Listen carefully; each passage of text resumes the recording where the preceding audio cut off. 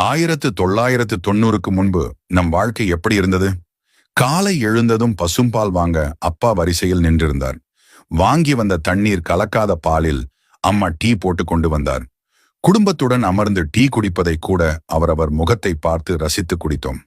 ஆர்ப்பாட்டமே இல்லாமல் நாம் அனைவரும் தொலைவில் உள்ள பள்ளிகளுக்கு கூட நடந்தே சென்றோம். ஆசிரியரின் மீது மரியாதையும் பயமும் இருந்ததே தவிர ஒரு நாளும் ஆசிரியரை தரக்குறைவாகவோ இழிவாகவோ ஒரு மாணவனும் நினைத்ததில்லை. பள்ளி முடித்து வீட்டுக்கு வந்ததுமே பையை தூக்கி போட்டுவிட்டு தெருவில் கும்பலாக விளையாடினோம்.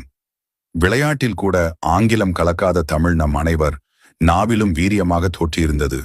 மாலை 4 மணிக்கு மேல் நம் அக்கா தங்கைகளுக்கு அம்மா அழகாக சடை போட்டு விட்டார். உதிரியாக வாங்கிய பூக்களை மல்லி மற்றும் பிச்சிப்பூ வாழை நாரால் சிறு சிறுக கட்டி அதை அக்கா தங்கைக்கு அம்மாவே தன் கையால் குத்தி அழகு பார்த்தார். மாலையில் நம் தாத்தாவும் அப்பாவும் ஒன்றாக அமர்ந்து தூர்தர்ஷனில் செய்திகள் பார்த்தார்கள். வெள்ளிக்கிழமையன்று குறைந்தபட்சம் 10 பேராவது ஒன்றாக அமர்ந்து இரவு ஒளியும் பார்த்தோம். அம்மாக்களுக்கு அன்று சீரியல் என்றாலே என்னவென்று பொருள் தெரியாமல் வீட்டு வாசலில் அமர்ந்து நம் விளையாடுவதை வேடிக்கை பார்த்தனர். ஊற வைத்த அரிசியை ஆட்டுக்கல்லில் போட்டு அம்மா இட்லிக்கு மாவை அரைத்தார்.